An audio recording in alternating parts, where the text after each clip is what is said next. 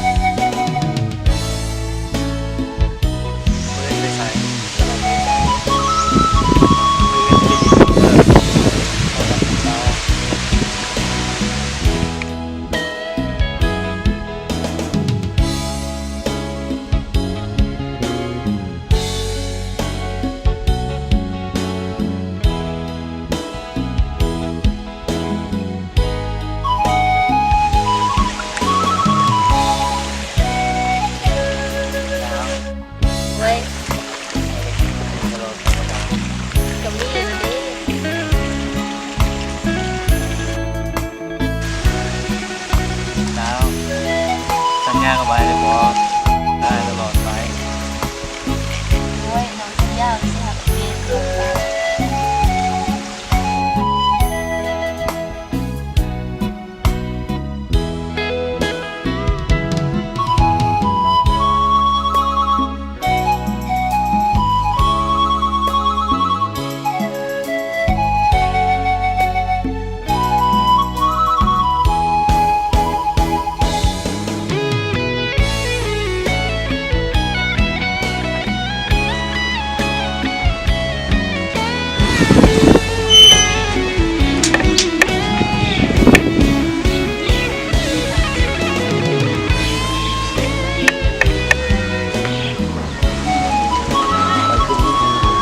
เห็นยังอยู่เนาะ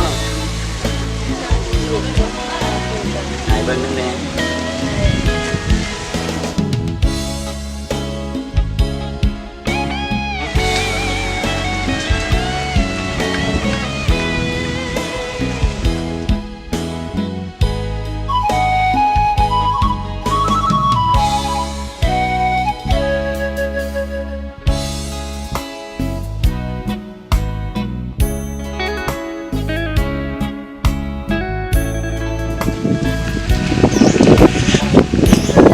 เจ้า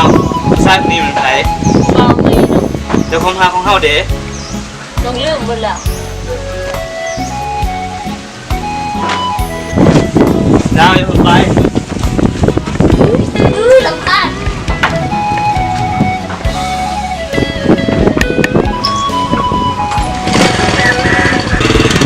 เจ้าอย่าไปเลยบ่ ศาสตร์นี้อวยพรงามงอนจงไปได้ดี ขอให้สุขีกับสายที่ดี เ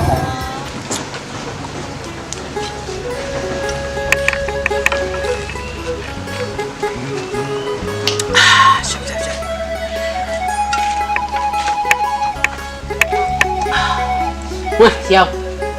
มากินเหล้าน้ำกันนี่เฮ้ยไปจังไดมาจังไดนี่ที่นาเศร้านาโศกอยู่เป็นจะได้เรื่องนางฝากก็มาวัดนะ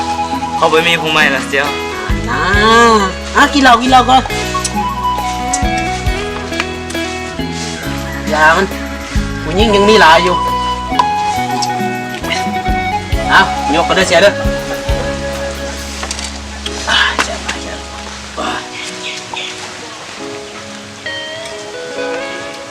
อย่าไปหัวซ่าเรื่องผู้แสบผู้สาวนะ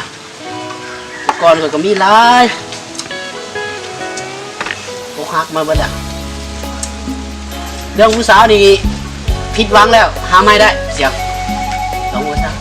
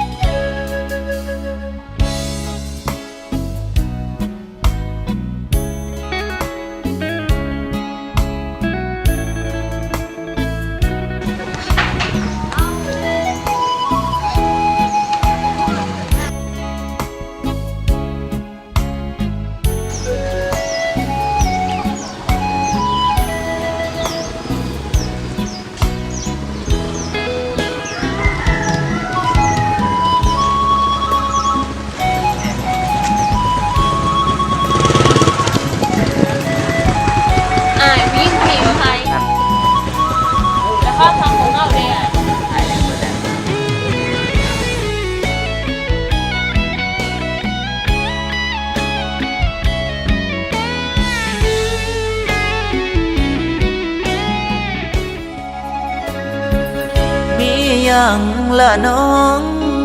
จังมานังเศร้าเสียใจมีเรื่องอันใดเว่าสู่อ้ายฟังได้บ่หรือเขาคนนั้นเหตุให้เสียใจยังน้องเศร้าถามได้บ่เรื่องเขาน้องบ่อยากฟัง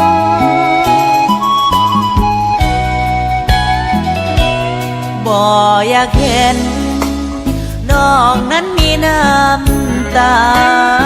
สิมาเย้ยสันว่าที่อ้ายมาบ่ได้เห็นเจ้าเจ็บปวดเพราะป่านนี้มีเสียแทงใจอ้ายเงินเงินที่ยุ่งเทให้กับคนหลายใจจึงเป็นแบบนี้ลืมเรื่องที่มันผ่านมามาดับต้นไม้ก็มาเรื่องทุกสิ่งทุกอย่างขอบใจด้วยอ้ายสำหรับกำลังใจและคำปรึกษาโบเป็นยังอาจจะอยู่เคียงข้างดาวตลอดไปอายังห่างดาวเด้อจะโชว์ไม่ได้ไม่ได้คนเดียวถ้าเขาบ่หาให้น้องมาหากับอ้ายได้บ่ถึงอ้ายหน้าตาบ่หล่อถึงดีบ่พอคือเขาคนเก่าสิเอาหัวใจมอบให้น้องบ่ขาดสาย